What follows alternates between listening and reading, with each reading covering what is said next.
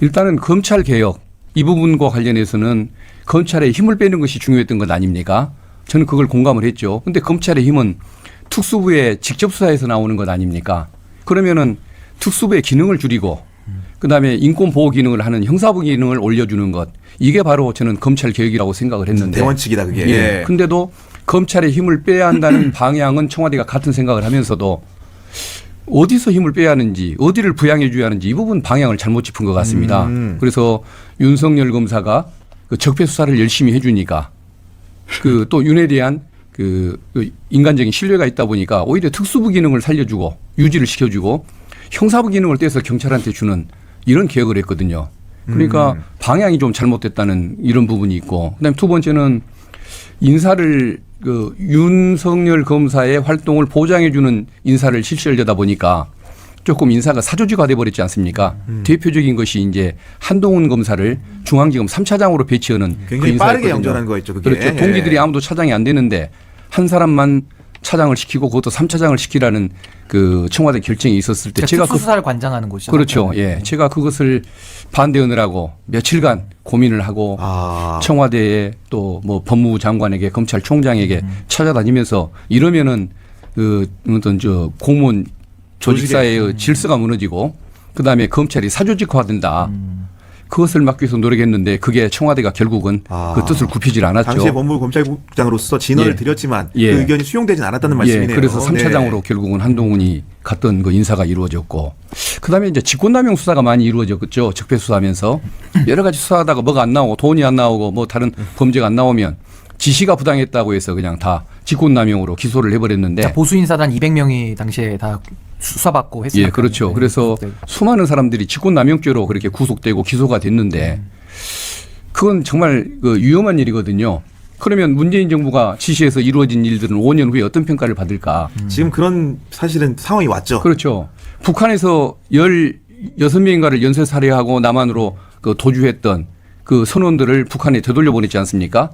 이것을 가지고 직권남용으로 검사가 수사를 한다는 게 말이 됩니까? 그것을 정치적으로 국민들이 평가하는 것은 좋지만 그런 통치행위를 두고서 잘했냐 못했냐를 가지고 검사들이 수사를 했습니다. 그래서 법정에 기소를 했지 않습니까? 이런 일들이 저는 예측이 됐는데 왜 그걸 그렇게 아무리 박근혜 정부를 처벌을 하는 일이라고 하지만은 그렇게 좋아하고 그걸 열심히 했다는 이유로 윤석열 검사에 대한 신뢰가 더 높아져서 검찰총장까지 시키는 이런 문제를 가져왔는데 이런 것들이 이제 제가 청와대의 뜻이 잘 안 맞다 보니까 믿고 맡겨놨더니 얘는 왜 사사건건 시비냐 이런 평가를 받으면서 오히려 미움을 받아야 했던 그런 억울함이 있는데 그때 제 의견이 조금이라도 받아졌으면 검찰의 모습, 대한민국의 모습이 이렇게는 가지는 않았을 것 같다는 그런 마음 아픈 기억이 저에게는 늘 있습니다. 네. 이제 박균택 후보가 그 조국 민정수석이 무슨 짓을 했는지 아주 명확하게 자기가 경험한 바를 얘기했어요. 이렇게 하면 안 된다고 요로에 가서 다 이렇게 하면 안 된다. 이거 윤석열 사조직을 만들어주면 안 된다. 이렇게 가서 부탁했는데 다 그냥 찐빠만 맞고 마른 거죠. 너 왜 믿고 맡겼는데 왜 자꾸 반대만 하고 그러냐 그런 거죠. 그 얘기가 똑같이 여기에 나옵니다. 제가 이거를 몇 번 여러분들에게 검찰국가의 탄생 이춘재 기자가 쓴 왜 검찰 개혁은 실패했는가 이 책에 나옵니다. 이미 검찰이 잘하고 있는 특수수사 등에 한하여 검찰이 직접 수사를 인정하는 것이 검찰 개혁의 하나라는 취지로 말했다. 당시 검찰이 잘하고 있는 수사는 적폐 수사였다. 적폐를 어떻게 수사합니까? 적폐적 행위를 하는 사람을 수사했겠지. 그렇지만 행위를 한 사람을 잡아서 감옥 간다고 적폐가 사라지는 건 아니잖아. 적폐적 행위를 하는 사람은 적폐적 행위를 할 수 있도록 하는 구조와 시스템, 그 제도, 그게 그대로 살아있기 때문에 하는 거거든. 그러면 아까 피터 가이겐이 얘기한 대로 국제투명성 기구가 안내하는 대로 어떻게 하라고? 적폐가 왜 생기고 어떻게 생기는지 그 원인을 안 다음에야 비로소 적폐를 폭로하고 적폐를 행한 사람들을 책임을 물을 수 있게 된다. 어떻게 적폐가 생기는지를 모르고 적폐한 한 사람을 수사하고 간다고 적폐가 해결되지 않는다. 지금 그 얘기를 하는 거예요. 근데 조국은 그걸 모르고 오히려 수사를 잘한다고 거기다가 그냥 검사들을 더 갖다 앉혀준 거야. 그러니까 윤석열이 하자는 대로 다 해준 거야. 그러니까 윤석열은 자기 이익을 위해서 자기의 사적 이익을 위해서 권력을 마음대로 쓸 수 있게 된 거지. 따라서 그런 특수부를 축소하지 않은 게 검찰의 개혁이라는 뜻이 된 거야. 그러나 특수부 규모를 늘릴수록 검찰은 힘을 더욱 키우게 되고 개혁은 그만큼 힘들어진다. 정권 후반기에 접어든 2019년 9월 뒤늦게 제대로 된 검찰 개혁을 추진하겠다며 법무부 장관에 오른 조국이 어쩌지 못할 만큼 윤석열 검찰의 힘은 막강해져 있었다. 당한 거죠. 그 자기 잘못인 거예요. 이 잘못을 고백하는 게 중요해요. 내가 이걸 그 원인이 분명히 있을 텐데 내가 원인을 찾는 사람 아니야? 도대체 이게 왜 이렇게 됐냐? 조국이 잘못한 거란 말이야. 그리고 그 검찰 개혁을 하려고 마스터 플랜을 만들었던 전문가들이 있는데 그 사람도 다 팽당했다니까. 검찰 개혁 의지가 강한 인물들을 발탁해야 한다는 조언도 지켜지지 않았고 노무현 정권 때 검찰 개혁을 못해서 그것을 바로 잡으려고 했던 검찰 개혁 작업에 참여했고 문재인이 대선 공약을 함께 준비해 준 그런 전문가들은 청와대나 법무부에 입성하지 못했다. 그 이유에서 쭉 왜 그렇게 했는지가 나옵니다. 그래서 내가 여기서 한 가지 더 읽어드릴 것은 문재인도 거짓말을 하고 있다는 거예요. 무슨 말이냐? 이춘재 선생이 쓴 이 책에 몇 페이지냐 하면 63페이지에 이게 긴 이야기인데 JTBC와 대담을 했잖아요. 그러니까 2022년 4월 20일 날 방송된 대담 문재인의 5년 JTBC에서 방송한 그 대담에서 손석희하고 한 거죠. 윤 총장의 임명 과정을 이렇게 회고했어요. 당시 윤석열 서울시중앙지검장은 아주 결기 있는 강골 검사로서 희망이 높았다. 그래서 검찰총장 후보군에도 들어와 있었고 거기에 대한 기대를 가지고 검찰총장으로 임명한 것이다. 이게 거짓말이라는 거예요. 검찰총장 후보군에도 들어와 있었고 검찰총장 후보군에 들어오도록 누가 만들었느냐? 자기가 만든 거예요. 검찰총장 추천위원회에 거기서 최종 후보에 윤석열 이름을 넣어달라고 민정수석인 조국이 가서 부탁을 합니다. 그러니까 사람들이 이건 대통령 뜻이구나 이렇게 생각하는 거지. 그래서 하나 넣어준 거야. 최종 후보에. 그 사람을 찍은 거야. 자기가 최종 후보에 넣으라고 해놓고 검찰총장 후보 추천군에도 들어와 있었고 자기가 집어넣으라고. 그러니까 자기가 찍은 거지. 이 얘기를 조국이 안 하고 있어요. 안 하고 있다는 얘기를 이춘재 기자가 조국의 시간이라는 이 책에 있는 거를 쭉 인용해요. 여기서 무슨 소리를 하냐? 조국은 두 가지 이 책에 이춘재 기자가 뭐라고 쓰느냐? 조국이 쓴 것은 자기가 잘못하지 않았음을 하는 알리바이를 조국의 시간에서 쓰고 있다고 여기서 쓰고 있어요. 그러니까 자신의 책 조국의 시간에서 장황하게 알리바이를 주장한 것과는 앞뒤가 안 맞는다. 이 책에. 왜냐하면 자기가 가서 검찰총장 후보군에 넣어달라고 그랬으니까.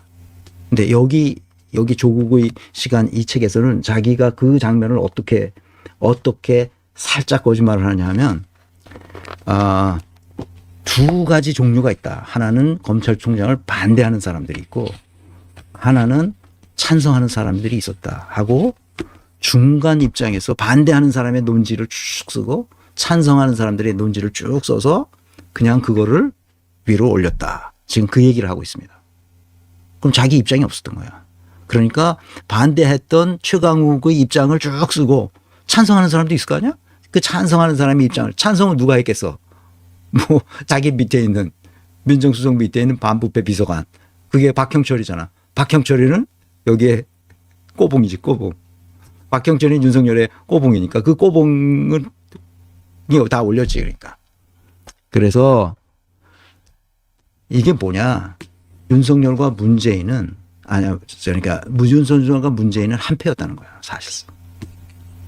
이 국가를 말아먹기 위해서 한패를 했다. 그러니까 그 문재인은 너무 무능해서 못한 거고 모른 거고 그거를 막았어야 할 조국은 문재인이 시키는 대로 한 거야. 그러니까 둘은 한패가 된 거지. 결국 문재인 정부 내내 문재인, 조국, 윤석열이 한패가 돼서 나라를 말아먹은 거야. 검찰을 개혁하라고 했는데 개혁하지 못한 거지. 개혁하라고 한 게 아니라 검찰에게 힘을 더 실어줬지. 그러니까 개혁이 뭔지 모르는 거지. 개혁은 수술하는 건데 수술하는 게 아니라 뭐야. 그들에게 더 빨대를 갖다 주고 니들 마음대로 빨아먹어라. 흡혈귀들에게 빨대를 갖다 제공했으니까.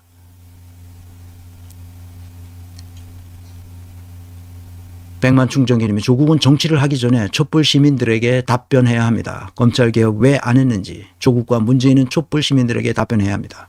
맞습니다. 정직해져야 돼요. 얘는 지금 이 조국은 지금 진리를 추구하는 게 아니라 뭐예요? 자기의 이석을 챙기고 있는 거야. 문재인도 자기의 이석을 챙기고 있는 거지. 왜? 시끄러운 게 싫어. 문재인은 지지율이 중요해. 시끄러운 거 싫어. 시끄러우면 안 돼. 그리고 시끄럽게 했다고 생각하는 추미애를 잘라. 옳고 그름을 분간하지 않아. 가장 큰 문제예요 지금. 윤인희 선생님, 네, 예전에 안내해 주신 생코 스토리 책 잘 읽었습니다. 매우 유익하고 감동적이어서 그 즉시 인쇄소에 맡겨 10권을 제본했습니다. 공감하는 사람들에게 나눠주고 있고 함께 북토크 하려 계획 중입니다. 소장님들 건강하십시오. 네, 잘하셨습니다. 생코 스토리는 정말 좋은 책이죠. 감동적인 책입니다. 네, 감사합니다.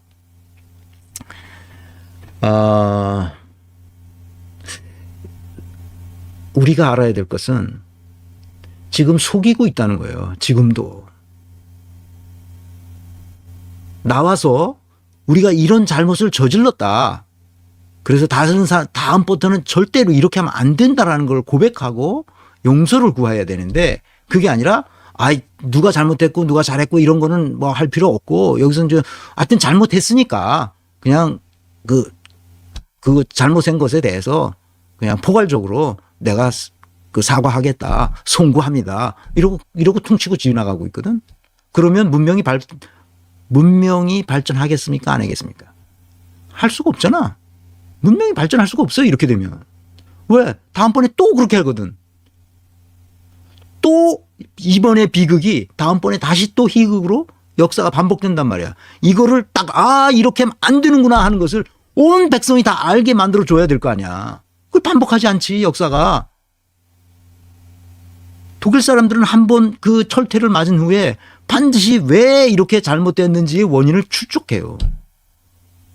인사조직론은 뭐야? 잘한 사람은 어떻게 해서 잘했는지, 왜 잘하게 됐는지 그 원인을 추적하고 인과관계를 따져서 잘하는 원인이 여기에 있었다 하는 거죠. 그게 뭐야? 진리잖아. 그게 바로 coherence theory야. 일관성이잖아. 앞뒤가 안 맞아. 지금 조국이 하는 이야기는 앞뒤가 하나도 안 맞아. 이게 나만 알고 있나? 그래서 사람들이 거기에 다 현혹되고 있어 지금. 조국은 슬슬 거짓말을 하고 있다고. 검찰을 개혁한 게 아니라 검찰에게 빨대를 더 갖다 주고 피 빨아먹으라고 계속 그러고 있는 거야. 그러고 나서 자기가 잘못됐다는 걸 이렇게 밝히니까 이제는 그건 하지 말고 총체적으로 포괄적으로 잘못됐으니까 잘못됐다고 사과하고 어쩌고 저쩌고. 이거는 아니야. 이거는 진리를 완전히 무시하는 아주 헛개비 같은 소리야. 내가 그래서 계속 여러분들에게 이걸 찾아온 거예요. 이 원인이 뭐냐 도대체. 이거 조국이 원인 제공자인데 그 원인을 구체적으로 알아야 될 거 아니야. 구체적으로 파악이 됐어. 이거에 대해 답변해야 된다니까.